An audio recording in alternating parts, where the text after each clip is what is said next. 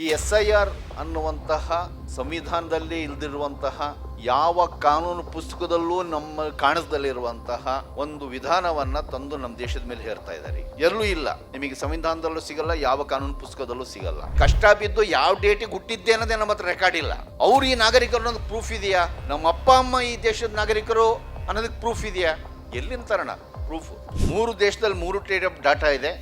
ಒಂದು census data ಇದೆ, ಇನ್ನೊಂದು ನಮ್ಮ ಎಲೆಕ್ಟ್ರಲ್ ವೋಟಿಂಗ್ ಪಟ್ಟಿಯ ಡಾಟಾ ಇದೆ, ಇನ್ನೊಂದು ಆಧಾರ್ ಡಾಟಾ ಇದೆ. ಈ ಡಾಟಾಗಳು 3 ಬೇರೆ ಬೇರೆ ಇರಬೇಕು. ಆದರೆ 3 ಡಾಟಾನ ಅವ್ರ ಕೈಯಲ್ಲಿದೆ. ಸೆನ್ಸಸ್ ಡಾಟಾನ ಇದ್ರ ಜೊತೆ ನೀವು ಮಿಕ್ಸಪ್ ಮಾಡಿಬಿಟ್ರಿ ಅಂತ ಹೇಳಿದ್ರೆ, ಎರಡೂ ಬೆರೆಸ್ಬಿಟ್ರಿ ಅಂತ ಹೇಳಿದ್ರೆ, ನಿಮಗೆ ಪ್ರತಿಯೊಬ್ಬ ವೋಟರ್ನ ಜಾತಿ ಧರ್ಮ ಗೊತ್ತಿರ್ತದೆ. ಹಾಗಾಗಿ ಅವ್ರು ಯಾವ ಜಾತಿನವರು ಎಷ್ಟೆಷ್ಟು % ವೋಟರ್ಸ್ ಇರಬೇಕು, ಎಷ್ಟೆಷ್ಟು ಇರಬಾರ್ದು ಅನ್ನೋದು ಅವ್ರು ತೀರ್ಮಾನ ಮಾಡ್ಬೋದು. ಅವ್ರು ಇಡೀ ದೇಶದ ರೈತರ ಭೂಮಿಯನ್ನ ಮತ್ತು ಬೆಳೆಯನ್ನ ಈ ಅದಾನಿ ಅಂಬಾನಿಗೆ ಅಡ ಇಡಲಿಕ್ಕೋಸ್ಕರ 3 ಕೃಷಿ ಕಾಯ್ದೆಗಳನ್ನು ತರಕೊಟ್ರು. ಮಾಡೋಕ್ಕಾಯ್ತಾ? ಆಗಲಿಲ್ಲ. ಅದನ್ನು ಯಾರು ಸೋಲಿಸಿದ್ದು? ಇದೇ ದೇಶದ ಜನ.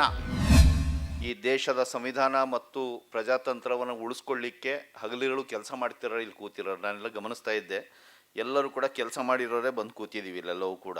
ಹಾಗೆ ಸುಮ್ಮನೆ ಒಂದು ವಿಚಾರವಾಗಿ ಬಂದು ಥಿಯರಿಯಾಗಿ ಕೇಳ್ಕೊಳ್ಳೋರು ಇಲ್ಲಿ ಯಾರು ಇಲ್ಲ ಈ ಹಾಲಲ್ಲಿ. ಎಲ್ಲರೂ ನಾವು ಚೆನ್ನಾಗಿ ಕೆಲಸ ಮಾಡೋದು ಅಂತವ್ರು ಕೂತಿದ್ದೀವಿ. 2023-24 ನಾವು ಬಟ್ಟೆ ಹರ್ಕೊಂಡು ಕೆಲಸ ಮಾಡಿದ್ದೀವಿ, ಚಪ್ಪಲಿ ಹರ್ಕೊಂಡು ಕೆಲಸ ಮಾಡಿದ್ದೀವಿ, ಸಾಕಷ್ಟು ಸಾಲ ಸೋಲ ಮಾಡ್ಕೊಂಡು ಆರೋಗ್ಯ ಕೆಡಿಸ್ಕೊಂಡು ಬಿಸ್ನೆಸ್ ಹಾಳು ಮಾಡ್ಕೊಂಡು ಕೆಲಸ ಮಾಡಿದ್ದೀವಿ ನಾವೆಲ್ಲರೂ ಕೂಡ. ಅದರಿಂದ ದೊಡ್ಡ ಒಂದು ರಿಸಲ್ಟು ತಂದಿದ್ದೀವಿ, ದೊಡ್ಡ ಕೊಡುಗೆನೂ ಕೊಟ್ಟಿದ್ದೀವಿ, ರಾಜ್ಯಕ್ಕೆ ಈ ದೇಶಕ್ಕೆ ಕೊಟ್ಟಿದ್ದೀವಿ.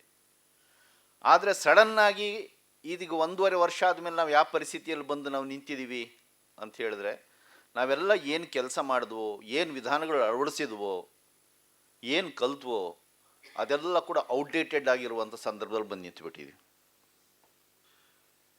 ಔಟ್ಡೇಟ್ ಆಗಿಬಿಟ್ಟಿದೆ. ಈಗ ನಾವೇನು 23ರಲ್ಲಿ ನಾವು ಮಾಡಿದ್ವೋ, 24ರಲ್ಲಿ ಏನು ಮಾಡಿದ್ವೋ ಅದನ್ನೇ ಹೋಗಿ ಈಗ 28-29ಕ್ಕೆ ನಾವು ಮಾಡ್ತೀವಿ ಅಂದರೆ ನಮ್ಮಂತೂ ಮೂರ್ಖರು ಯಾರೂ ಇಲ್ಲ. 26 ಅವರಲ್ಲಿ ಹೇಳಿದರು ಕರ್ನಾಟಕದ ಮಾಡಲ್ನ ತೊಗೊಂಡೋಗಿ ಬಿಹಾರಲ್ಲೂ ಕೂಡ ಇಟ್ಟು ಮಾಡಿದ್ವಿ. ಆಗಿದ ರಿಸಲ್ಟ್ ಏನು? ಡೌನ್.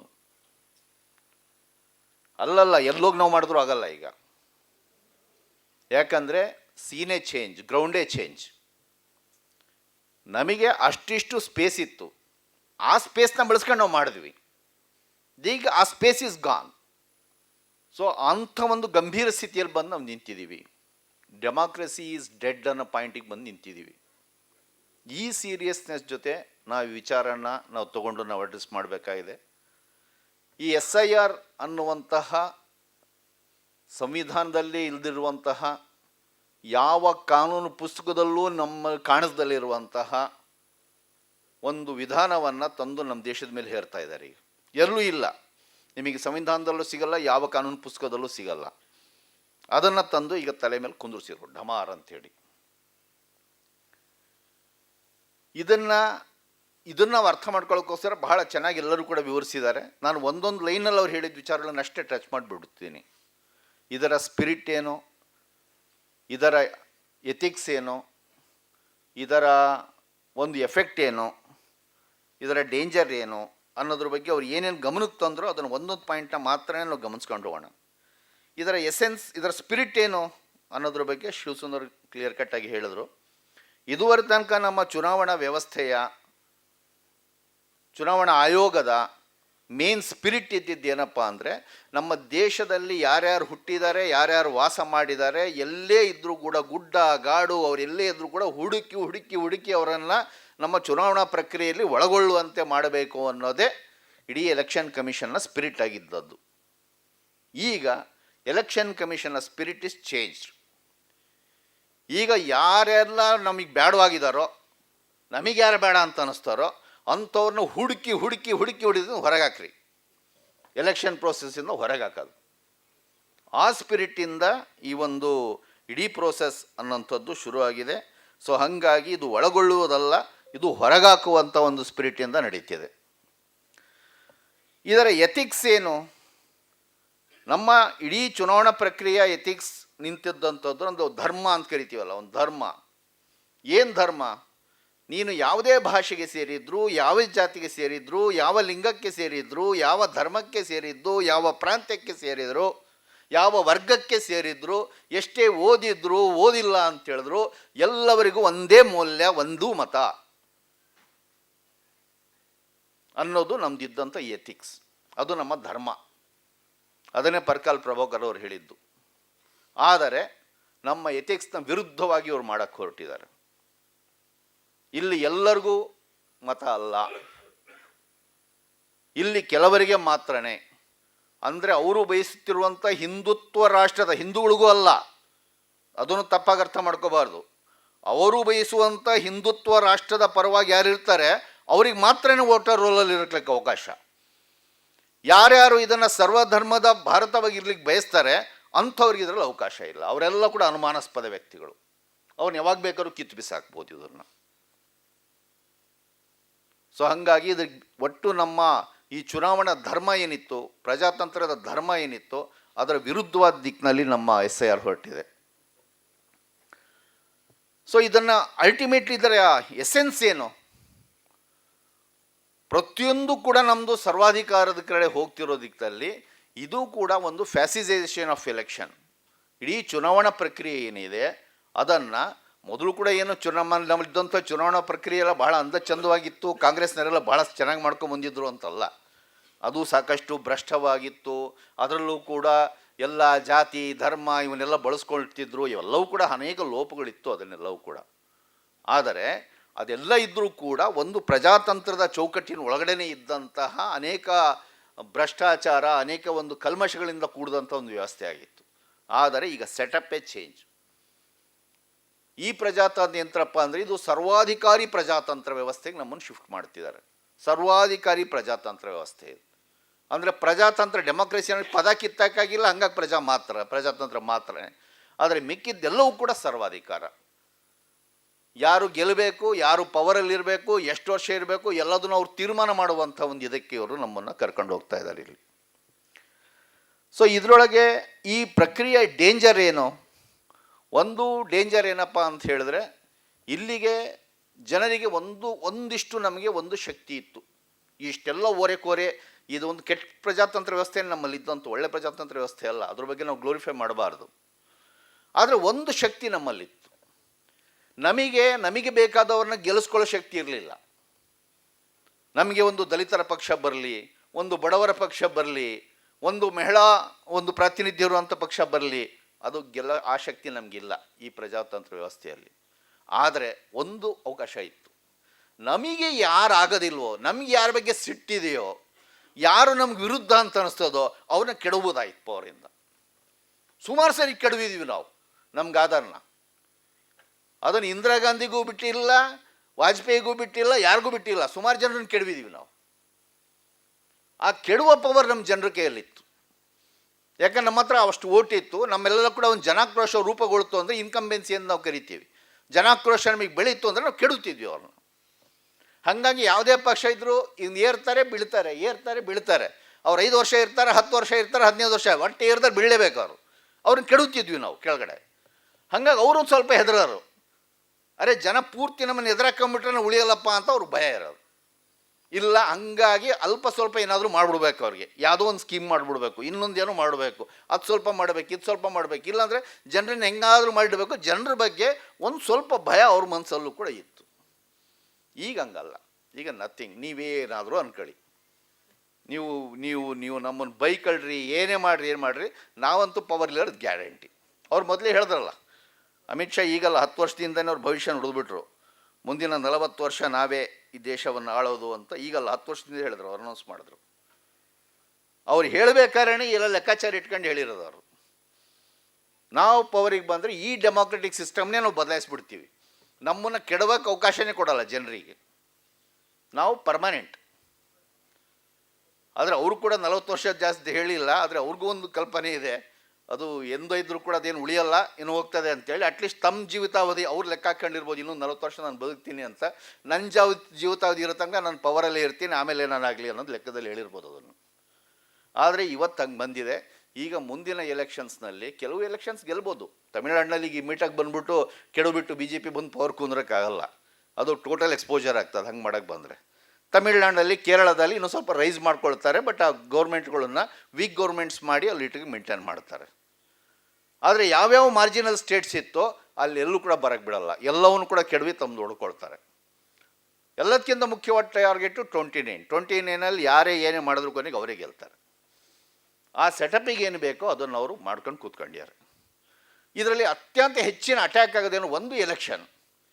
ಇದು ಎಲೆಕ್ಷನ್ಸ್ ಮಾತ್ರ ಅಲ್ಲ, ಇದು ಒಟ್ಟು ನಮ್ಮ ನಾಗರಿಕರು ನಾವೇನಿದ್ದೀವಿ ನಾವೆಲ್ಲರೂ ಕೂಡ ಒಂದು ಆತಂಕದಲ್ಲಿ ಬದುಕುವಂಥ ಒಂದು ವಾತಾವರಣನ ಕ್ರಿಯೇಟ್ ಮಾಡ್ತಾರೆ. ಆ ಆತಂಕದಲ್ಲಿ ಮಾಡುವಂಥದ್ದು ಏನು, ಇದರ ಅತ್ಯಂತ ಅಟ್ಯಾಕಿಗೆ ಒಳಗಾಗುವಂಥ ಅತ್ಯಂತ ಭೀತಿ ಒಳಗಪಡುವಂಥ ಜನ ಯಾರು? ಒಂದು ಅಲ್ಪಸಂಖ್ಯಾತರು, ಡೌಟೇ ಇಲ್ಲ. ಎರಡನೆಯದು ಅನಕ್ಷರಸ್ಥರು, ಅದರಲ್ಲಿ ಹೆಚ್ಚಿನ ಬಡವರು ಮತ್ತು ಮಹಿಳೆಯರು. ಅದು ಆದಿವಾಸಿಗಳಿರ್ಬೋದು, ದಲಿತರಿರ್ಬೋದು, ಅನಕ್ಷರಸ್ಥರು. ಯಾಕೆ ಅಲ್ಪಸಂಖ್ಯಾತರು? ಯಾಕೆಂದರೆ ಅವರ ಟಾರ್ಗೆಟೇ ಅಲ್ಪಸಂಖ್ಯಾತರು. ನಾಗರಿಕತ್ವವನ್ನು ಗುರಿ ಮಾಡಿಕೊಂಡು ಸತತವಾಗಿ ನಿಮ್ಮ ಮೇಲೆ ಅಪಾಯ ಇಟ್ಟು ನಿಮ್ಗೆ ಯಾವಾಗ ಬೇಕಾದ್ರೂ ನಿಮ್ಮದು ನಾಗರಿಕತ್ವ ರದ್ದಾಗ್ತದೆ, ನೀವು ನಾಗರಿಕರಲ್ಲ, ನಿಮ್ಮನ್ನು ಯಾವತ್ತು ಬೇಕಾದ್ರೂ ಗಂಟು ಮೂಟೆ ಕಟ್ಟಿ ನಾವು ನಿಮ್ಮನ್ನು ಬಿಸಾಕ್ಬೋದು ಅನ್ನುವಂಥ ನಿರಂತರ ಅವ್ರ ಭಯದಲ್ಲಿ ಮುಚ್ಕೊಂಡು ಕೂತ್ಕೊಂಡಿರ್ಬೇಕು ನೀವು. ಇಲ್ಲ ಅಂತ ಹೇಳಿದ್ರೆ ಅಷ್ಟೇ ನಿಮ್ಮ ಕತೆ ಅನ್ನುವಂಥ ಅವ್ನು ಹೆದರಿಸ್ಕೊಳ್ಳೋ ಟೈಪ್ ಇರಬೇಕು. ಇದ್ರ ಮೇನ್ ಟಾರ್ಗೆಟ್ ಒಂದು ಇದೆ ಅಲ್ಪಸಂಖ್ಯಾತರು. ಅನಕ್ಷರಸ್ಥರು ಯಾಕೆ ಟಾರ್ಗೆಟ್ ಆಗ್ತಾರೆ? ಇದು ಟೋಟಲ್ ಪ್ರೋಸೆಸ್, ಡಾಕ್ಯುಮೆಂಟೇಷನ್. ನಿನ್ನ ಪ್ರೂಫ್ ನೀನೇನೇ ತೋರಿಸ್ಬೋದು. ನಿನ್ನ ಪ್ರೂಫ್ ನನಗೆ ಬೇಕಾಗಿಲ್ಲ, ನಾನು ಹೇಳಿದ ಪ್ರೂಫ್ ನೀನು ಕೊಡಬೇಕು. ಈ ಪಟ್ಟಿಯಲ್ಲಿರೋದೇ ನೀನು ಪ್ರೂವ್ ಮಾಡಬೇಕು. ಅನಕ್ಷರಸ್ಥ ಜನ ಅದರಲ್ಲಿರುವಂಥದ್ದು ಕೊಡೋಕ್ಕೆ ಸಾಧ್ಯನೇ ಇಲ್ಲ. ಅವ್ರಿಗೆ ಕೊಟ್ಟಿರುವಂಥ ಡಾಕ್ಯುಮೆಂಟೇಷನ್ ಪ್ರಕಾರ ನೀವು ರುಜುವಾತು ಪಡಿಸ್ಕೊಳ್ಳಿ ಅಂದರೆ ಸಾಧ್ಯನೇ ಇಲ್ಲ. ನೀನು ಪ್ರತಿಯೊಬ್ಬರು ಹುಟ್ಟಿದನು ನೀನು ಎಲ್ಲಿ ಯಾವ ಡೇಟ್ ಕಷ್ಟ ಬಿದ್ದು ಯಾವ ಡೇಟಿಗೆ ಹುಟ್ಟಿದ್ದೆ ಅನ್ನೋದೇ ನಮ್ಮ ಹತ್ರ ರೆಕಾರ್ಡ್ ಇಲ್ಲ. ಎಲ್ಲಿ ಹುಟ್ಟಿದೆ, ಯಾರು ಹುಟ್ಟಿದೆ, ಅವ್ರಿಗೆ ಡಾಕ್ಯುಮೆಂಟೇಷನ್ ಇದೆಯಾ? ಅವ್ರು ಈ ನಾಗರಿಕರು ಅನ್ನೋದಕ್ಕೆ ಪ್ರೂಫ್ ಇದೆಯಾ? ನಮ್ಮ ಅಪ್ಪ ಅಮ್ಮ ಈ ದೇಶದ ನಾಗರಿಕರು ಅನ್ನೋದಕ್ಕೆ ಪ್ರೂಫ್ ಇದೆಯಾ? ಎಲ್ಲಿಂದ ತರೋಣ ಪ್ರೂಫು? ಅಮ್ಮಮ್ಮ ಅಂತ ರೇಷನ್ ಕಾರ್ಡಿಗೆ ಏನೋ ಒಂದು ಹಿಡ್ಕೊಂಡ್ಬಿಟ್ರೆ ಅದೇ ಒಂದು ದೊಡ್ಡ ವಿಚಾರ, ಆಧಾರ್ ಕಾರ್ಡ್ ಹಿಡ್ಕೊಂಡ್ಬಿಟ್ರೆ ಅದೇ ದೊಡ್ಡ ವಿಚಾರ, ಅವೇ ಇರೋದಿಲ್ಲ. ಅಂಥ ಪರಿಸ್ಥಿತಿಯಲ್ಲಿ ನೀನು ನಾಗರಿಕತ್ವವನ್ನು ಪ್ರೂವ್ ಮಾಡು ಅಂದರೆ ಯಾರು ಪ್ರೂವ್ ಮಾಡ್ತಾರೆ? ಯಾವ ದಲಿತರು, ಯಾವ ಆದಿವಾಸಿಗಳು, ಯಾರ ಮೇಲೆ ಯಾರು ಪ್ರೂವ್ ಮಾಡ್ತಾರೆ? ಸಾಧ್ಯನೇ ಇಲ್ಲ. ಇದು ಎರಡನೇದು. ಅಂದರೆ ನಮ್ಮ ಬಡ ಜನ ಯಾರಿದ್ದಾರೆ, ಅನಕ್ಷರಸ್ಥ ಜನ ಯಾರಿದ್ದಾರೆ, ಇವರು ಅತ್ಯಂತ ಹೆಚ್ಚಿನ ಅಟ್ಯಾಕಿಗೆ ಇದರಲ್ಲಿ ಒಳಗಾಗಂಥವ್ರು. ಮೂರನೇದು ದೇಶಪ್ರೇಮಿಗಳು ಅಥವಾ ಜಾತ್ಯತೀತ ಮತದಾರರು ಅಥವಾ ವಿರೋಧ ಪಕ್ಷಗಳಿಗೆ ಓಟ್ ಹಾಕ್ತಿರೋಂಥವ್ರು. ಇದು ನೆಕ್ಸ್ಟ್ ಇವ್ರು ಮಾಡೋಂಥದ್ದು ಬರೀ ಜಾತಿ ಧರ್ಮ ನೋಡಿ ಮಾತ್ರ ಅಲ್ಲ, ಬೂತ್ ವೈಸ್ ಟಾರ್ಗೆಟ್ ಮಾಡ್ತಾರೆ. ಯಾವ ಬೂತಲ್ಲಿ ಸೆಕ್ಯುಲರ್ ಓಟ್ಗಳು ಆಗ್ತವೆ, ಯಾವ ಬೂತಲ್ಲಿ ಸೆಕ್ಯುಲರ್ ಓಟ್ ಅಷ್ಟೇ ಆಗ್ತಿದ್ದಾವೆ ನೋಡಿದ್ರೆ ಇದರೊಳಗೆ ಯಾವ ಬೂತಿಂದ ಕಿತ್ತು ಬಿಸಾಕಬೇಕು. ಇಲ್ಲಿ 90% ಈ ಬೂತಲ್ಲಿ ಸೆಕ್ಯುಲರ್ ವೋಟಿಂಗ್ ಆಗ್ತಿದೆ, ಓಕೆ, ಇಲ್ಲೊಂದು 20% ಓಟ್ಗಳನ್ನ ಡಿಲೀಟ್ ಮಾಡಾಕ್ಬಿಟ್ರಿ. ಇದರೊಳಗೆ ನೀವು ರ್ಯಾಂಡಮಾಗೆ ಹೊಡೆದಾಕಿ ಪರವಾಗಿಲ್ಲ, ಒಂದು 20% ಓಟ್ಗಳಂದ್ರೆ ಹೊಡೆದಾಕ್ಬಿಟ್ರಿ. ಅದರೊಳಗಿಂದ ಹೋಯ್ತು ಅಷ್ಟು ಸೆಕ್ಯುಲರ್ಗೆ ಓಟ್ಸ್ಗಳು ಔಟ್ ಆದರು. ಇನ್ನೂ ನಿಮಗೆ ಟಾರ್ಗೆಟ್ ಮಾಡಿ ಹೊಡಿಬೇಕಾ, ಯಾರನ್ನು ತೆಗಿಬೇಕಾ, ಇನ್ನೂ ಟಾರ್ಗೆಟ್ ಮಾಡಿ ಕಿತ್ತಾಕಿರಿ. ಅವ್ರಿಗೆ ಪ್ರೂವ್ ಮಾಡೋಕ್ಕೆ ಹೇಳ್ರಿ, ನೀನು ತಂದುಬಿಟ್ಟು ನೀನು ನಾಗರಿಕತ್ವ ಪ್ರೂವ್ ಮಾಡಿ ಅಂತ. ಇವ್ರಿಗೆಲ್ಲ ನಾವು ಇಲ್ಲಿ ಕೂತಿದ್ದೀವಲ್ಲ, ಇಲ್ಲಿ ನಾವಿಷ್ಟು ಜನ, ಈಗ ನಮಗೇನೆ ಕಿತ್ತಾಕ್ಬಿಟ್ಟು ಪ್ರೂವ್ ಮಾಡಿ ಅಂತ ಹೇಳಿ ನಮಗೆ ಗೊತ್ತಾಗ್ತದೆ ಅವ್ರು ಕೊಟ್ಟಿರೋ ಕಂಡೀಷನ್ಸ್ ಪ್ರಕಾರ ನಮಗೆ ಪ್ರೂವ್ ಮಾಡ್ಕೊಳಕ್ಕಾಗುತ್ತಾ ನಮ್ಮ ನಾಗರಿಕತ್ವನ ತಂದು ಅಂತ? ಸುಲಭ ಇಲ್ಲ ಅದು. ಅವರು ಟಾರ್ಗೆಟ್ ಮಾಡಿ ವಿಚ್-ಹಂಡಿಂಗ್ ಮಾಡೋಕ್ಕೆ ಹೊರಟ್ರೆ, ಈಗ ದೊಡ್ಡೇರಿಯವರ ನಾಗರಿಕತ್ವವನ್ನು ನಾನು ಸಾಬೀತುಪಡಿಸೋಕ್ಕೆ ನಾನು ಇಕ್ಕಟ್ಟು ಅಂತ ಅವ್ರು ಟಾರ್ಗೆಟ್ ಮಾಡಿದ್ರೆ ಅವ್ರು ಏನು ಬೇಕಾದ್ರೂ ಮಾಡ್ಬೋದು. ಪ್ರೂವ್ ಮಾಡೋಕ್ಕಾಗಲ್ಲ, ಅಷ್ಟು ಸುಲಭ ಇಲ್ಲ. ಅದನ್ನು ನಡೆಸ್ಕೊಂಡು ಹೋಗದೆ ನಡೆಸ್ತಾ ಇದೆ ಅಷ್ಟೇ. ಅಂಥ ಒಂದು ನಮ್ಮೆಲ್ಲರನ್ನೂ ಕೂಡ ಇಂಥ ಒಂದು ಆತಂಕದಲ್ಲಿ, ಒಂದೋ ನಮ್ಮ ಹತ್ರ ವೋಟರ್ ಐ ಡಿ ಇರೋದಿಲ್ಲ, ಒಂದು ಓಟಿನ ಕಿತ್ತಾಕ್ಬಿಡೋದು ನಿಮ್ಮನ್ನು, ಇದ್ದರೂ ಕೂಡ ನಿರಂತರ ಆತಂಕ ನಿಮ್ಮದು. ನಿಮ್ಮನ್ನು ಯಾವಾಗ ಬೇಕಾದ್ರೂ ಕಿತ್ತಾಕ್ಬೋದು. ಈ ಸರಿ ಮುಗೀತು ಅಂತ ಹೇಳಿಲ್ಲ, ಮುಂದಿನ ಸರಿ ನೀವು ಔಟ್ ಆಗ್ಬೋದು, ನೀವು ಜಾಸ್ತಿ ಮಾತಾಡಿದ್ರೆ ನೀವು ಔಟ್ ಆಗ್ಬೋದು. ಅಂಥ ಒಂದು ಭಯಭೀತ ವಾತಾವರಣದಲ್ಲಿ ಇಡೀ ಮತದಾರರನ್ನು ಹಿಡಿಯುವಂತಹ ಒಂದು ಫ್ಯಾಸಿಸ್ಟ್ ಒಂದು ವ್ಯವಸ್ಥೆಗೆ ಇವರು ನಮ್ಮನ್ನು ಕರ್ಕೊಂಡು ಹೋಗ್ತಾ ಇದ್ದಾರೆ. ಇದನ್ನು ನಾವು ಸೀರಿಯಸ್ಸಾಗಿ ನಾವು ಅರ್ಥ ಮಾಡ್ಕೊಳ್ಬೇಕಾಗಿದೆ. ಇದರಲ್ಲಿ ಡೇಂಜರ್ ಆಫ್ ಡಿಜಿಟಲೈಸೇಷನ್ ಅದ್ರ ಬಗ್ಗೆ ನಮ್ಮ ಮಾಧವ್ ದೇಶಪಾಂಡೆ ಅವರು ಬಹಳ ಅದ್ಭುತವಾಗಿ ಅವ್ರು ಹೇಳಿದ್ರು. ಅದನ್ನು, ಆ ಮಾತಿನ ಸೀರಿಯಸ್ನೆಸ್ನ ನಾವು ಅರ್ಥ ಮಾಡ್ಕೋಬೇಕು. ಇವತ್ತು ಎಲ್ಲದೂ ಕೂಡ ಆಗಿರುವಂಥದ್ದು ಇದು ಇಡೀ ವ್ಯವಸ್ಥೆ ಏನಿದೆ ಅದು ಪೂರ್ತಿ ಕೆಲವರ ಕೈಯಲ್ಲಿ ಬಂದುಬಿಟ್ಟಿದೆ. ಎಲ್ಲವೂ ಡಿಜಿಟಲೈಸ್ ಆಗಿಬಿಟ್ಟಿದೆ ಇದನ್ನೆಲ್ಲವೂ ಕೂಡ. ಆದರೆ ಈ ಡಿಜಿಟಲ್ನ ಎಲ್ಲ ಮನೆಯ ಲಾಕನ್ನು ಯಾರ ಕೈಯಲ್ಲಿ ಕೊಟ್ಟಿದ್ದಾರೆ? ಎಲೆಕ್ಷನ್ ಕಮಿಷನ್ ಕೈಯಲ್ಲಿ ಕೊಟ್ಟಿದ್ದಾರೆ. ಆ ಎಲೆಕ್ಷನ್ ಕಮಿಷನ್ ಯಾರು? ಅವರೇ ನೇಮಿಸಿರುವಂಥ ವ್ಯಕ್ತಿಗಳು. ಅವರು ನೇಮಿಸಿರುವಂಥ ವ್ಯಕ್ತಿಗಳು ಒಂದು ಕಚೇರಿಯಲ್ಲಿ ಕೂತು ಯಾವುದೇ ಬೂತಲ್ಲಿರುವಂತಹ EVMನ ಪ್ರೋಸೆಸ್ನು ಕೂಡ ಅವ್ರು ಕಂಟ್ರೋಲ್ ಮಾಡ್ಬೋದು. ಎಲೆಕ್ಷನ್ ವೋಟಿಂಗ್ನ ಪ್ರೋಸೆಸ್, ವೋಟರ್ ಲಿಸ್ಟ್ನ ಕಂಟ್ರೋಲ್ ಮಾಡ್ಬೋದು, ವೋಟಿಂಗ್ ಪ್ರೋಸೆಸ್ನ ಕಂಟಿನ್ಯೂ ಮಾಡ್ಬೋದು, ಅದನ್ನು ಕಂಟ್ರೋಲ್ ಮಾಡ್ಬೋದು, ಮತ್ತು ಅದರ ಕೌಂಟಿಂಗ್ ಪ್ರೋಸೆಸ್ನು ಕೂಡ ಇದು ಮಾಡ್ಬೋದು, ಕಂಟ್ರೋಲ್ ಮಾಡ್ಬೋದು. ಮೂರೂ ಲೆವೆಲಲ್ಲೂ ಕೂಡ ಹೆಂಗೆ ದೊಡ್ಡ ಮಟ್ಟದ ಫ್ರಾಡ್ ಮಾಡ್ಬೋದು ಅನ್ನೋದೇ ಅವ್ರು ಹೇಳಿದ್ದು. ವೋಟರ್ ಲೀಸ್ಟ್ನೇ ಹೆಂಗೆ ಮ್ಯಾನಿಪುಲೇಟ್ ಮಾಡ್ಬೋದು ಅನ್ನೋದಕ್ಕೆ ಹೆಂಗೆ ಅವರ ಡಾಟಾನ ಹೆಂಗೆ ಬಳಸ್ಕೋಬೋದು ಅನ್ನೋದು ಹೇಳಿದರು. ದೇಶದಲ್ಲಿ 3 ಟೈಪ್ ಆಫ್ ಡಾಟಾ ಇದೆ. ಒಂದು ಸೆನ್ಸಸ್ ಡಾಟಾ ಇದೆ, ಇನ್ನೊಂದು ನಮ್ಮ ಎಲೆಕ್ಟ್ರಲ್ ವೋಟಿಂಗ್ ಪಟ್ಟಿಯ ಡಾಟಾ ಇದೆ, ಇನ್ನೊಂದು ಆಧಾರ್ ಡಾಟಾ ಇದೆ. ಈ ಡಾಟಾಗಳು 3 ಬೇರೆ ಬೇರೆ ಇರಬೇಕು. ಆದರೆ 3 ಡಾಟಾನು ಅವ್ರ ಕೈಯಲ್ಲಿದೆ. ಅವು 3 ಅವ್ರು ಬೆರೆಸ್ಕೊಂಡು ಅವ್ರು ಬಳಸ್ಕೊಳ್ಳೋಕೆ ಶುರು ಮಾಡಿತ್ತು ಅಂತ ಹೇಳಿದ್ರೆ ನಮಗೆ ಗೊತ್ತಿಲ್ಲದಲ್ಲೇ ಇರ್ಬೋದು. ಈಗ ಈ ಬೂತ್ ಒಳಗೆ ಯಾವ ಜಾತಿನರು ಯಾವ ಧರ್ಮದರಿದ್ದಾರೆ ಅಂತ ಹೆಸರು ನೋಡಿ, ಕೆಲವು ಹೆಸರುಗಳನ್ನು ನೋಡಿ ಧರ್ಮನ ಹೇಳ್ಬಿಡ್ಬೋದು. ಇನ್ನು ಅನೇಕ ಜಾತಿ ಮತ್ತು ಧರ್ಮ ನಿಮ್ಗೆ ಹೇಳೋಕ್ಕಾಗಲ್ಲ. ಆದರೆ ಸೆನ್ಸಸ್ ಡಾಟಾನ ಇದ್ರ ಜೊತೆ ನೀವು ಮಿಕ್ಸಪ್ ಮಾಡಿಬಿಟ್ರಿ ಅಂತ ಹೇಳಿದ್ರೆ, ಎರಡೂ ಬೆರೆಸ್ಬಿಟ್ರಿ ಅಂತ ಹೇಳಿದ್ರೆ ನಿಮಗೆ ಪ್ರತಿಯೊಬ್ಬ ವೋಟರ್ನ ಜಾತಿ ಧರ್ಮ ಗೊತ್ತಿರ್ತದೆ. ಈ ಬೂತ್ ಒಳಗೆ ಯಾವ ಜಾತಿನರಿದ್ದಾರೆ, ಯಾವ ಧರ್ಮದವರಿದ್ದಾರೆ, ಎಲ್ಲರದ್ದು 100% ಸಿಗ್ತದೆ ಅವ್ರಿಗೆ. ಹಾಗಾಗಿ ಅವ್ರು ಯಾವ ಜಾತಿನರು ಎಷ್ಟೆಷ್ಟು % ವೋಟರ್ಸ್ ಇರಬೇಕು, ಎಷ್ಟೆಷ್ಟು ಇರಬಾರ್ದು ಅನ್ನೋದು ಅವ್ರು ತೀರ್ಮಾನ ಮಾಡ್ಬೋದು. ಅದೇ ರೀತಿಯಲ್ಲೇ ವೋಟಿಂಗ್ ಪ್ಯಾಟರ್ನ್ ಬಗ್ಗೆನೂ ಅವ್ರು ಹೇಳಿದರು. ಈ 3 ಕಂಟ್ರೋಲ್ ಯೂನಿಟ್ಗಳು ಏನಿದ್ದಾವೆ, ಒಂದು ಬ್ಯಾಲೆಟ್ ಯೂನಿಟ್ ಇರ್ಬೋದು, ಮತ್ತು VVPAT ಇರ್ಬೋದು, ಮತ್ತು ಕಂಟ್ರೋಲ್ ಯೂನಿಟ್ ಏನಿರ್ಬೋದು, ಈ 3 ಯೂನಿಟ್ಗಳ ನಡುವಿರುವಂಥ ಸಂಬಂಧನ ಪ್ರೋಗ್ರಾಮಿಂಗ್ ಮಾಡೋದ್ರೊಳಗೇ ಹೆಂಗೆ ಕಂಟ್ರೋಲ್ ಮಾಡಬಹುದು, ಅದು ಹೆಂಗೆ ಕೆಲಸ ಮಾಡಬೇಕು ಅನ್ನೋದನ್ನು ಕೂಡ ಮೊದಲೇ ಹೆಂಗೆ ಪ್ರೋಗ್ರಾಮ್ ಮಾಡಿ ಇಡಬಹುದು, ಅದನ್ನು ಏನು ರಿಸಲ್ಟ್ ಔಟ್ಕಮ್ ಬರ್ಬೋದು ಅನ್ನೋದು ಮಾಡ್ಬೋದು. ಈವನ್ ನಿಮ್ಗೆ VVPAT ನಿಮ್ಮದೇ ನೀವು ವೋಟ್ ಹಾಕಿದ ವ್ಯಕ್ತಿದೇ ಸೀಲ್ ಬಂದರೂ ಕೂಡ ಕೌಂಟಿಂಗ್ನಲ್ಲಿ ಮಾತ್ರ ಅದು ಬರ್ದಲ್ಲೇ ಹೆಂಗೆ ಮಾಡಬಹುದು. ಇಡೀ ರಿಸಲ್ಟ್ಗಳನ್ನೇ ಒಂದನ್ನು ಬದಲಾಯಿಸಿ ಮಾಡಬೇಕು, ಬದಲು ಮಾಡಬೇಕು, ಇಡೀ ರಿಸಲ್ಟ್ನೇ ಹೆಂಗೆ ಬದಲು ಮಾಡಬಹುದು ಅನ್ನೋದನ್ನೆಲ್ಲ ಹೇಳ್ತಾ ಅವರು ಒಂದು ಭಾಳ ಕ್ಲಿಯರ್ ಕಟ್ಟಾಗಿ ಹೇಳಿದರು. ಇದಕ್ಕೆ ಒಂದು ಲಾಕಿಂಗ್ ಸಿಸ್ಟಮ್ಮೇ ಇಲ್ಲ, ನಮ್ಮದು ಲಾಕಿಂಗ್ ಸಿಸ್ಟಮ್ ಅನ್ನೋದೇ ಒಂದಿಲ್ಲ. ಕಂಟ್ರೋಲ್ ಮಾತ್ರ ಆ ಎಲೆಕ್ಷನ್ ಕಮಿಷನ್ಗೆ ಅವ್ರಿಗೆ ಎಂಥ ಪವರಪ್ಪ ಅಂದರೆ ಅವ್ರು ಸರ್ವಾಧಿಕಾರಿ ಪವರ್. ಒಂದು ಅವರೇ ನೇಮಿಸಿರೋವಂಥದ್ದು. ಎರಡನೇದು ನೀವು ಯಾರು ಅವ್ರು ಪ್ರಶ್ನೆ ಮಾಡೋಂಗಿಲ್ಲ, ಅವ್ರು ಯಾರಿಗೂ ಉತ್ತರ ಕೊಡಬೇಕು ಅಂತಲೇ ಇಲ್ಲ, ಅವ್ರ ಮೇಲೆ ಯಾವ ಆಕ್ಷನ್ನೂ ಸಾಧ್ಯ ಇಲ್ಲ, ಇಮ್ಯೂನ್ಡ್. ಅವ್ರ ಮೇಲೆ ಯಾವ ಆಕ್ಷನ್ನೂ ಇಲ್ಲ. ನೀವೇನೇ ಪ್ರೂವ್ ಮಾಡಿ ತೊಗೊಂಡೋಗಿ ಇಟ್ಟರೂ ಕೂಡ, ರಾಹುಲ್ ಗಾಂಧಿ ಅವ್ರು ಹೇಳ್ತಿರೋದು ಹರಿಯಾಣದಲ್ಲಿರುವಂಥದ್ದೆಲ್ಲ ನೀವು ಪ್ರೂವ್ ಮಾಡಿದ್ರು ಕೂಡ, ಅಥವಾ ಇಲ್ಲಿ ಮಾದೇವಪುರದಲ್ಲಾಗಿರೋದನ್ನು ನೀವೆಲ್ಲ ಪ್ರೂವ್ ಮಾಡಿದ್ರು ಕೂಡ, ಅದರಲ್ಲಿ ಎಲೆಕ್ಷನ್ ಕಮಿಷನ್ ಇನ್ವಾಲ್ವ್ ಆಗಿದೆ ಅಂತ ನೀವು ಪ್ರೂವ್ ಮಾಡಿದ್ರು ಕೂಡ ಅವ್ರ ಮೇಲೆ ಯಾವುದೇ ಕ್ರಮ ಸಾಧ್ಯ ಇಲ್ಲ. ಅವರು ಸೂಪರ್ ಪವರ್. ಅವರು ಟೋಟಲ್ ಕಂಟ್ರೋಲ್, ಸೂಪರ್ ಪವರ್. ನಮಗೇನು ನೋ ಕಂಟ್ರೋಲ್. ನಮ್ಮ ವೋಟ್ ಎಲ್ಲಿಗೆ ಹೋಯ್ತು, ಏನಾಯಿತು, ಯಾವುದೂ ನಮಗೆ ಕೇಳುವಂಥ ಹಕ್ಕಿಲ್ಲ. ಅದನ್ನು ನಾವಲ್ಲೇ ಹೇಳಿದರು. EVM ಮಿಷಿನ್ನ ಟೆಸ್ಟ್ ಮಾಡೋ ಹಕ್ಕು ಇಲ್ಲ ನಾಗರಿಕರಿಗೆ, ನಮ್ಗೆ ಯಾರಿಗೂ ಹಕ್ಕು ಇಲ್ಲ. ಓನ್ಲಿ ಪಾರ್ಟಿನರ್ ಮಾತ್ರ ಹೋಗ್ಬೋದು. ಆ ಪಾರ್ಟಿನರ್ ಹೋದರೂ ಕೂಡ ಮುಟ್ಟಂಗಿಲ್ಲ. ಅವ್ರು ಕೈ ಕಟ್ಕೊಂಡು ಅವ್ರು ತೋರಿಸಿ ಡ್ರಾಮಾ ನೋಡಬೇಕಷ್ಟೇ. ನೀವು ನೋಡಿ ಎಸ್ ಆರ್ ನೋ ಅಂತ ಹೇಳ್ಬೇಕು. ನೀವು ನೋ ಅಂತ ಹೇಳಿದ್ರೆ ನಿಮ್ಗೇನು ವ್ಯಾಲ್ಯೂ ಇಲ್ಲ, ಅಷ್ಟೇ ನೀವು ಹೇಳ್ಬೋದು ಅಷ್ಟೇ. ಅದನ್ನು ಇಂಥ ಒಂದು ಪರಿಸ್ಥಿತಿಗೆ ತಂದಿಟ್ಟಿದ್ದಾರೆ. ಹಾಗಾಗಿ ಎಲೆಕ್ಷನ್ ಪ್ರೋಸೆಸ್ ನಮ್ಮ ಕಂಟ್ರೋಲಲ್ಲೇ ಇಲ್ಲ, ಇಟ್ ಈಸ್ ಗಾನ್. ಇದು ಅವರ ಕಂಟ್ರೋಲಲ್ಲಿರುವಂತಹ ಎಲ್ಲ ಅಂಕಿ ಸಂಖ್ಯೆಗಳ ಮೋಡಿಯಾಟ. ಆ ಮೋಡಿಯಾಟದಲ್ಲಿ ನಮ್ಮನ್ನು ಕರ್ಕೊಂಡು ಹೋಗ್ತಿದ್ದಾರೆ ಅನ್ನೋದನ್ನು ಅವ್ರು ಮುಂದಿಟ್ಟಿದ್ದಾರೆ. ಸೊ ಇದು ಅಲ್ಟಿಮೇಟ್ ಪರಿಸ್ಥಿತಿ. ಸೊ ಹಂಗಾಗಿ electoral process is gone, it is dead. So ಈಗೇನು ಮುಂದೇನು ಮಾಡ್ತೀವಿ? ಸೊ ಮುಂದೇನು ಮಾಡ್ತೀವಿ ಅನ್ನೋದಕ್ಕೋಸ್ಕರ ಫಸ್ಟ್ ಆಫ್ ಆಲು ಪರ್ಕಲ್ ಪ್ರಭಾಕರ್ ಅವರು ಅದನ್ನೇ ಒತ್ಕೊಟ್ಟು ಹೇಳಿದ್ದು, ನಾವು ಅಪಾಯದಲ್ಲಿ, ಈ ದೇಶ ಅಪಾಯಕ್ಕೆ ಒಳಗಾಗಬಹುದು, ಫ್ಯಾಸಿಸಮ್ಗೆ ಗುರಿಯಾಗಬಹುದು, ಈ ಬಹುದು ಬಿಟ್ಟಾಕಬೇಕು. ಬಂದುಬಿಟ್ಟಿದ್ದೀವಿ, ನಾವು ಅದರೊಳಗೆ ಇದ್ದೀವಿ, ನಾವು ಬ್ಲ್ಯಾಕ್ ಹೋಲ್ ಒಳಗೆ ಕಾಲಿಟ್ಟಾಯಿತು. ಇದನ್ನು ಈ ದೇಶ ದುರಂತ, ಈ ದೇಶದ ವಿರೋಧ ಪಕ್ಷಗಳು ಮೊದಲು ಅರ್ಥ ಮಾಡ್ಕೋಬೇಕಾಗಿತ್ತು. ಅದನ್ನು ಅವ್ರು ಅರ್ಥ ಮಾಡ್ಕೊಳ್ಳೋದಲ್ಲಿ ಹೋಗ್ತಿರುವಂಥದ್ದು ಅತಿ ದೊಡ್ಡ ದುರಂತ. ಅದನ್ನು ಬಿಹಾರಲ್ಲಿ ಬಾಯ್ ಬಡ್ಕೊಂಡ್ರು. ಅದನ್ನೇ ತಾರರ್ ಅವ್ರು ಹೇಳಿದ್ದು, ಬಾಯ್ ಬಡ್ಕೊಂಡ್ರು. ವೋಟ್ ಚೋರಿ, ವೋಟ್ ಚೋರ್ ಗದ್ದಿ ಚೋರ್, ವೋಟ್ ಚೋರ್ ಗದ್ದಿ ಚೋರ್. ಜನ ಎಲ್ಲ ಕೂಗಾಡಿದ್ರು. ದೊಡ್ಡ ರ್ಯಾಲಿ ಆಯಿತು, ಎಲ್ಲ ಆಯಿತು. ಇಲ್ಲಿ ಎಲ್ಲವನ್ನು ಕದ್ದಿದ್ದಾರೆ ಅಂತ ಹೇಳಿದ್ರು. ಎಲ್ಲ ಮುಗೀತು. ಎಲ್ಲ ಪಾಟ್ನಾದಲ್ಲಿ ದೊಡ್ಡ ರ್ಯಾಲಿ. ಎಸ್ ಫೈನ್, ಚಲೋ ಎಲೆಕ್ಷನ್ಗೆ ಹೋಗೋಣ. ಮತ್ತೆ ಎಲ್ಲ ಕದ್ಕೊಂಡು ಹೋಗಿದ್ದಾರೆ ಅಂತ ಹೇಳಿ, ಎಲ್ಲ ದೊರಡೆ ಆಗಿದೆ ಅಂತ ಹೇಳಿ ಮತ್ತೆ ನಡ್ರಿ ಎಲೆಕ್ಷನ್ಗೆ ಹೋಗೋಣ. ಅವ್ರಿಗೆ ಅರ್ಥನೇ ಆಗ್ತಾ ಇಲ್ಲ.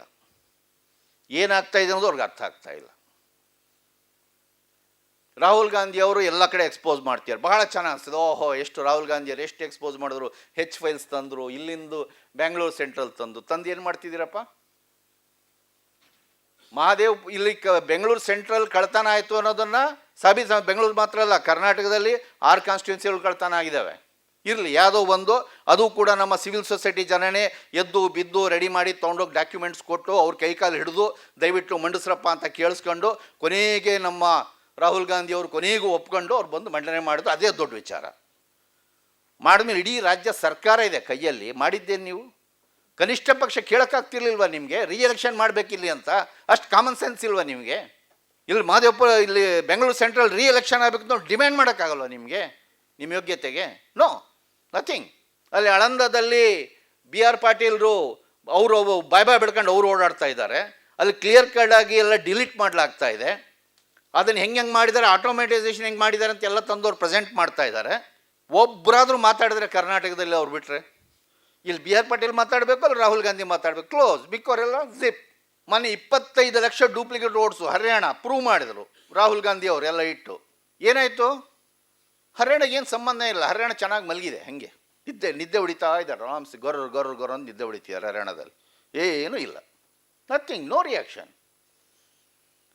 ರಾಹುಲ್ ಗಾಂಧಿ ಅವರು ಒಂದು ಸೆಮಿನಾರ್, ಸಂಶೋಧನೆ, ಒಂದು ನಾವು ಸಿಂಧೂ ನಾಗರಿಕತೆಯ ಮತ್ತೊಂದು ಕುರುಹು ನಮಗೆ ಸಿಕ್ಕಿದೆ, DNA ಟೆಸ್ಟ್ ಆಗಿದೆ, ಇದು ದ್ರಾವಿಡನ್ ಟೆಸ್ಟ್ ಅನ್ನೋದು ಕಂಡುಹಿಡಿಯಲ್ಪಟ್ಟಿದೆ ನೋಡಿ, ಹರಿಯಾಣದಲ್ಲೂ ಡೂಪ್ಲಿಕೇಟ್ ಕೋಟ್ ನಾವು ಪತ್ತೆ ಹಚ್ಚಿದ್ದೇವೆ. ಓಕೆ, ವೆರಿ ಗುಡ್ ಇನ್ವೆಸ್ಟಿಗೇಷನ್, ಒಳ್ಳೆ ಇಂಟೆಲೆಕ್ಚುಯಲ್ ವರ್ಕ್ ಮಾಡಿದ್ದೀರಾ ನೀವು.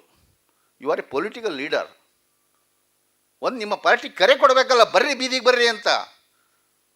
ನೋ, ಹರಿಯಾಣ ಜನ ಹೆಂಗೆ ಹೇಳ್ತೀಯಾರಪ್ಪ ಅಂದರೆ, ಈ ಪಕ್ಷಕ್ಕೆ ಓಟ್ ಹಾಕಿದ್ವಲ್ಲ ನಾವು ಕಾರಲ್ಲಿ ಇರ್ಕೊಂಡು ಹೊಡ್ಕೋಬೇಕು ಅಂತ ಹೇಳ್ತಿದ್ದಾರೆ ಹರಿಯಾಣ ಜನ.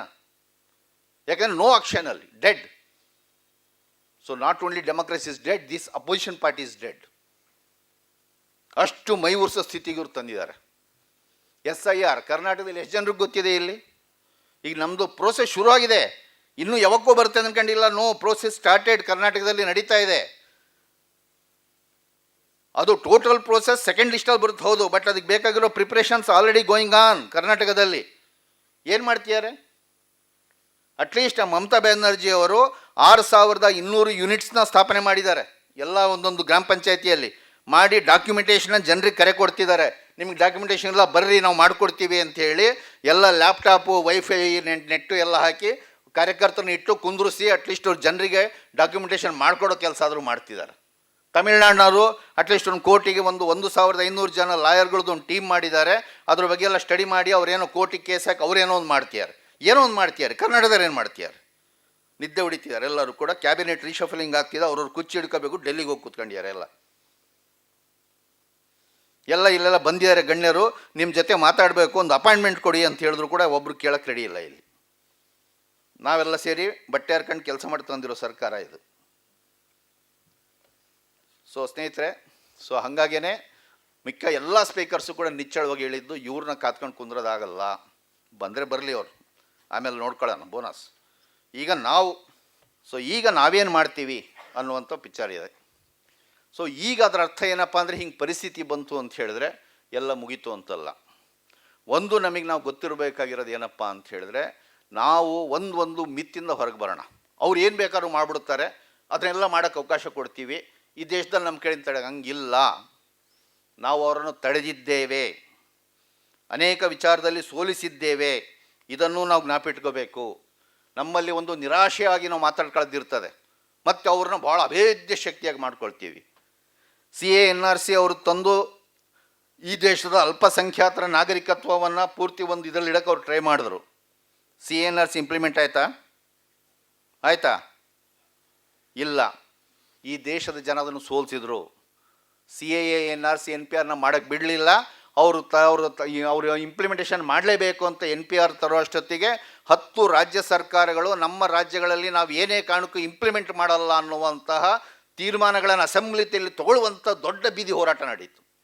ಇಡೀ ದೇಶ ಪ್ರೇಮಿಗಳು ಸೇರ್ಕೊಂಡು ಫೈಟ್ ಮಾಡಿ ನಾವು ಸೋಲಿಸಿದ್ದೀವಿ. ನಮ್ಮ ಗೆಲುವನ್ನು ನಾವು ಮರಿಬಾರ್ದು. ಅವರು ಇಡೀ ದೇಶದ ರೈತರ ಭೂಮಿಯನ್ನು ಮತ್ತು ಬೆಳೆಯನ್ನು ಈ ಅದಾನಿ ಅಂಬಾನಿಗೆ ಅಡ ಇಡಲಿಕ್ಕೋಸ್ಕರ 3 ಕೃಷಿ ಕಾಯ್ದೆಗಳನ್ನು ತರಕೊಟ್ರು. ಮಾಡೋಕ್ಕಾಯ್ತಾ? ಆಗಲಿಲ್ಲ. ಅದನ್ನು ಯಾರು ಸೋಲಿಸಿದ್ದು? ಇದೇ ದೇಶದ ಜನ. 770 ಜನ ಪ್ರಾಣತ್ಯಾಗ ಮಾಡಿ ಇಡೀ ಡೆಲ್ಲಿಯಲ್ಲಿ ಹೋಗಿ ಅವರ ಕುತ್ತಿಗೆಯನ್ನು ಹಿಡ್ಕೊಂಡು ಹೋರಾಟ ಮಾಡಿ ಮಾಡಿರೋವಂಥದ್ದು. ಹೋದ ಎಲೆಕ್ಷನ್ನಲ್ಲಿ ಮೋದಿಯವರು ಏನು ಹೇಳಿದರು? 400 ಪಾರ್ ಅಂತ ಹೇಳಿದ್ರು. 400 ಪಾರ್ ಮುಟ್ಟಕ್ಕೆ ಬಿಟ್ಟು ಅವರಿಗೆ, 300 ಮುಟ್ಟಕ್ಕೆ ಬಿಟ್ಟು ಅವರಿಗೆ, ಓನ್ಲಿ 272 ಅವ್ರ ಮಿನಿಮಮ್ ಮಾರ್ಕ್ ಅದನ್ನು ಮುಟ್ಟಕ್ಕೆ ಬಿಟ್ಟುವ ಇಲ್ಲ. 2 ಕೋಲ್ಗಳನ್ನ ಇಟ್ಕೊಂಡು ಪವರಿಗೆ ಬಂದಿರೋದವರು, ಈ ಕಡೆ ಒಂದು ಈ ಕಡೆ ಒಂದು ಕೋಲು, 2 ಅವಕಾಶವಾದಿಗಳ 2 ಕೋಲು ಹಿಡ್ಕೊಂಡು ಅವ್ರು 10 ಬಂದಿರೋರು ಗದ್ದಿಗೆಗೆ. ಅವರು 2 ಆಪರ್ಚುನಿಸ್ಟ್ಗಳನ್ನ ಇಟ್ಕೊಂಡವರು. ಅದು ಕೂಡ 70 ಸೀಟ್ಗಳಲ್ಲಿ ಓಟ್ ಚೋರಿ ಮಾಡಿ ಅವರು ಕ್ಲಿಯರ್ ಕಟ್ಲಿ people defeated them in 2024 elections. ಇದೆಲ್ಲ ಕೂಡ ಕಣ್ಕಟ್ಟು ಮಾಡಿ ಅವ್ರು ಬಂದು ಕೂತ್ಕೊಂಡಿರೋರು. ಅವರು 100 ವರ್ಷಗಳಲ್ಲಿ ಅವರು ಈ ದೇಶವನ್ನು ಮನುವಾದಿ ರಾಷ್ಟ್ರ ಮಾಡ್ತೀವಿ ಅಂತ ಅವ್ರು ಪಣ ತೊಟ್ಟಿದ್ರು. 100 ವರ್ಷಗಳ ಕನಸು ಈಡೇರ್ತಾ ಬಿಟ್ಟಿಲ್ಲ. ಅದನ್ನು ತಡೆದವ್ರು ಯಾರು? ಈ ದೇಶದ ಜನರೇ. ಇವತ್ತು ನಿನ್ನ ನೀಲಿನ ಕಂಡ್ರೆ ಎಷ್ಟು ಭಯ ಆಗ್ತದೆ? ಕೇಸರಿಗೆ ಭಯ ಇದೆಯೇ ಇಲ್ಲೋ? ಇವತ್ತು ಜೈ ಭೀಮ್ ಘೋಷಣೆ ಅವ್ರಿಗೊಂದು ಸವಾಲಾಗಿ ನಿಂತಿದೆಯೋ ಇಲ್ಲೋ? ಸೊ ಹಾಗಾಗಿ ನಮ್ಮ ಶಕ್ತಿನ ನಾವು ಅಂಡರ್ ಎಸ್ಟಿಮೇಟ್ ಮಾಡೋದು ಬೇಡ. ನಾವು ಈ SRIನೂ ಕೂಡ ಜಾರಿಯಾಗಕ್ಕೆ ಬಿಡಲ್ಲ, ನಾವು ಇದನ್ನೂ ಬಿಡಲ್ಲ. ನಾವು ವಿರೋಧ ಪಕ್ಷದವ್ರಿಗೂ ನಾವು ಹೇಳಬೇಕಾಗಿದೆ, ನಿಮಗೂ ಒದಿತೀವಿ. ನೀವೊಂದು ವೇಳೆ ಇವ್ರಿಗೆ ಅವಕಾಶ ಮಾಡಿ ಈ ಬಿಹಾರ್ನಲ್ಲಿ ತೂರ್ಕೊಂಡಿದ್ರದ್ದು ಹೋಗಂಗೆ ಮತ್ತೆ ನೀವು ಹುಟ್ರೆ ನಿಮಗೂ ಓದಿತೀವಿ. ಈ ದೇಶ ನಮ್ಮದು, ನಿಮ್ಮದಲ್ಲ. ಇದನ್ನು ಯಾವುದೇ ಕಾರಣಕ್ಕೂ ಇಲ್ಲ. ಫಸ್ಟ್ ಆಫ್ ಆಲ್ ಈ ಹ್ಯಾಂಡ್ ಪಿಕ್ಡ್ ಎಲೆಕ್ಷನ್ ಕಮಿಷನ್ ಇದೆಯಲ್ಲ, ಇದು ಹೋಗಬೇಕು. ಇದು ಹೋಗಿ ನಿಜವಾದಂತಹ ಅಂಪೈರ್ ಬೇಕು ನಮಗೆ. ಮ್ಯಾಚಿಗೆ ನಿಷ್ಪಕ್ಷವಾದಂಥ ಅಂಪೈರ್ಗಳು ಬೇಕು, ನಂಬರ್ 1. ನಂಬರ್ 2, ಈ ಎಲೆಕ್ಟೋರಲ್ ರೋಲ್ ಏನಿದೆಯೋ ಅಥವಾ ವೋಟರ್ ಪಟ್ಟಿ ಏನಿದೆಯೋ, ಮತದಾರರ ಪಟ್ಟಿ ಏನಿದೆಯೋ, ಅದು ನಮ್ಮ ಗ್ರಾಮ ಪಂಚಾಯಿತಿಗಳಲ್ಲಿ, ನಮ್ಮ ವಾರ್ಡ್ಗಳಲ್ಲಿ ರ್ಯಾಟಿಫೈ ಆಗಬೇಕು. ನಮ್ಮ ಗ್ರಾಮ ಪಂಚಾಯಿತಿಗಳಲ್ಲಿ ಓದಬೇಕು, ಪಟ್ಟಿನ ಹಾಕಿ ಅನೌನ್ಸ್ ಮಾಡಬೇಕು. ನಮ್ಮ ಗ್ರಾಮ ಪಂಚಾಯಿತಿ ಜನ ಒಪ್ಕೋಬೇಕು ಅದನ್ನು. ಹೌದು, ಇವು ಡಿಲೀಟ್ ಆದಾರೆಲ್ಲ ಕರೆಕ್ಟು, ನಮ್ಮವರು ಅಲ್ಲ ಅಂತ ಅವ್ರು ಒಪ್ಕೋಬೇಕು. ಆ ಗ್ರಾಮ ಪಂಚಾಯಿತಿ ಜನ ಇಲ್ಲ, ಅವ್ರು ಇಲ್ಲಿದ್ದಾರೆ, ನಮ್ಮ ಇವರೇ ಅಂತ ಹೇಳಿದ್ರೆ ಮುಚ್ಕೊಂಡು ನೀವು ಸೇರಿಸ್ಬೇಕು ಅವ್ರಿಗೆ. ನಿಮ್ಮ ಡಾಕ್ಯುಮೆಂಟೇಷನ್ ಅಲ್ಲ. ನಮ್ಮ ವಾರ್ಡ್ಗಳಲ್ಲಿ ಆ ಪಟ್ಟಿನ ನಾವು ರೆಡಿ ಮಾಡಲೇಬೇಕು, ಅಂಥ ಪಟ್ಟಿನ ನೀವು ಒಪ್ಪಲೇಬೇಕು. 3ನೇದು, ನಮಗೆ ವಿಶ್ವಾಸ ಇರುವಂಥ ಎಲೆಕ್ಷನ್ ಪ್ರೋಸೆಸ್ ವೋಟಿಂಗ್ ನಡೆಸಬೇಕು, ನಿಮ್ಮದಲ್ಲ. ಈ ದೇಶದ ಜನರಿಗೆ EVM ಬಗ್ಗೆ ವಿಶ್ವಾಸ ಇಲ್ಲ ಅಂದರೆ ಕಿತ್ತು ಬಿಸಾಕಬೇಕು. ಯಾಕೆ ಬ್ಯಾಲೆಟ್ ಪೇಪರಲ್ಲಿ ವೋಟಿಂಗ್ ನಡೀತಿಲ್ವ ಎಲ್ಲ ದೇಶಗಳಲ್ಲಿ? ಇಲ್ಲಿ ಮಾತ್ರ ಏನು ಅಂಥದ್ದು ಬಂದುಬಿಟ್ಟಿರೋದು ನಿಮಗೆ? ನಮ್ಗೆ ವಿಶ್ವಾಸ ಇಲ್ಲಪ್ಪ, ಏನೇ ಇರಲಿ ನಮ್ಗೆ ವಿಶ್ವಾಸ ಇಲ್ಲ, ನನಗೆ ಬೇಡ ಅದು. ಈ ದೇಶದ ಜನ ಬೇಡ ಅಂದಮೇಲೆ ಈ ದೇಶ ಜನ ವಿಶ್ವಾಸ ಇಡುವಂಥ ವೋಟಿಂಗ್ ಪ್ರೊಸೆಸ್ಸಲ್ಲೇ ನಡಿಬೇಕು. ಮತ್ತು ಈ ಕೌಂಟಿಂಗ್ನಲ್ಲಿ ಮೊದಲು ನಡೆಯುತ್ತಿದ್ದಂತಹ ಈಗ ನಡೀತಿರುವಂಥ ಯಾವುದೇ ಫ್ರಾಡ್ ಇಲ್ಲದೆ ನಿಷ್ಪಕ್ಷಪಾತಿ ಕೌಂಟಿಂಗ್ ನಡೆಯುವಂಥ ಮೆಕ್ಯಾನಿಸಮ್ ಬೇಕು. ಇದಾಗುವ ತನಕನೂ ಕೂಡ ನಾವು ಬಿಡೋದಿಲ್ಲ ಅಂತ ನಾವು ಪಣ ತೊಟ್ಟಬೇಕು. ಅದುವರೆ ತನಕನೂ ಕೂಡ ನೀವು ಕೂಡ ಈ ಎಲೆಕ್ಷನ್ ಪ್ರೋಸೆಸ್ಸಲ್ಲಿ ಹೋಗಬಾರ್ದು, ಇದನ್ನು ರದ್ದುಗೊಳಿಸೋ ತನಕ ಬಿಡಬಾರ್ದು ಅಂತ ಇವ್ರನ್ನೂ ಕೂಡ ಇಳಿಯಂಗೆ ಮಾಡಬೇಕು. ಅಂಥ ಒಂದು ದೊಡ್ಡ ಹೋರಾಟಕ್ಕೆ ನಾವೆಲ್ಲರೂ ಕೂಡ ಸಜ್ಜಾಗೋಣ. ಅದಕ್ಕೆ ನಾವೇ ಚಾಲನೆ ಕೊಡೋಣ. ಕರ್ನಾಟಕದಲ್ಲಿ ನಮ್ಮೆಲ್ಲ ಶಕ್ತಿ ಮೀರಿ ನಾವು ದುಡಿಯೋಣ. ನಮಗೆಲ್ಲರೂ ಕೂಡ ದೊಡ್ಡ ಶಕ್ತಿ ಇದೆ, ನಾವೆಲ್ಲರೂ ಕೂಡ ಸೇರಿ ಮಾಡಿದ್ರೆ. ಈಗ ಅದನ್ನೆಲ್ಲ ಪ್ಲ್ಯಾನ್ ಮಾಡುವಂಥ ಸಂದರ್ಭ ಅಲ್ಲ. ಅಟ್ಲೀಸ್ಟ್ ಈ ಸಭೆ ನಮ್ಗೆ ಅದಕ್ಕೆಲ್ಲ ಕೂಡ ಪ್ರೇರಣೆ ಕೊಟ್ಟಿದೆ. ಈ ಎಲ್ಲ ಮಹನೀಯರು, ವಿಶೇಷ ತಜ್ಞರು ಎಲ್ಲ ಕೂಡ ನಮ್ಮನ್ನು ಜಾಗೃತಗೊಳಿಸುವಂತಹ, ಅಟ್ಲೀಸ್ಟ್ ನಾನಂತೂ ನಿನ್ನೆಯಿಂದ ಪಾರ್ಟಿಸಿಪೇಟ್ ಮಾಡ್ತೀನಿ. ಇವತ್ತು ಸಾಕಷ್ಟು ಕಲ್ತಿದ್ದೀನಿ ನಾನು ಈ ಪ್ರೋಸೆಸ್ ಒಳಗೆ. ಸೊ ನಮ್ಮೆಲ್ಲರನ್ನೂ ಕೂಡ ಈ ಒಂದು 2 ಸಮಾವೇಶಗಳು ನಮ್ಮೆಲ್ಲವೂ ಜಾಗೃತಗೊಳಿಸಿದ್ದಾರೆ. ಆದರೆ ಈ ಜಾಗೃತಿಯನ್ನು ಆದಷ್ಟು ಬೇಗ ಒಂದು ಆ್ಯಕ್ಷನ್ ಪ್ರೋಗ್ರಾಮ್ ಆಗಿ ನಾವು ಕನ್ವರ್ಟ್ ಮಾಡಿ ನಾವು ಬೀದಿಗಿಳಿಯೋಣ, ನಮ್ಮ ದೇಶವನ್ನು ನಾವು ಕಾಪಾಡ್ಕೊಳ್ಳೋಣ ಅಂತ ಹೇಳ್ತಾ ನಾನು ಮಾತು ಮುಗಿಸ್ತೀನಿ. ಎಲ್ಲರಿಗೂ ಜೈ ಭೀಮ್, ನಮಸ್ಕಾರ. ಮತ್ತಷ್ಟು ವಿಶೇಷ ವಿಡಿಯೋಗಳನ್ನು ನೋಡಲು ಮತ್ತು ಹೊಸ ವಿಡಿಯೋಗಳ ಬಗ್ಗೆ ತಿಳಿಯಲು eDina.com ಯೂಟ್ಯೂಬ್ ಚಾನೆಲ್ ಸಬ್ಸ್ಕ್ರೈಬ್ ಮಾಡಿ ಮತ್ತು ಬೆಲ್ ಐಕಾನ್ ಕ್ಲಿಕ್ ಮಾಡಿ.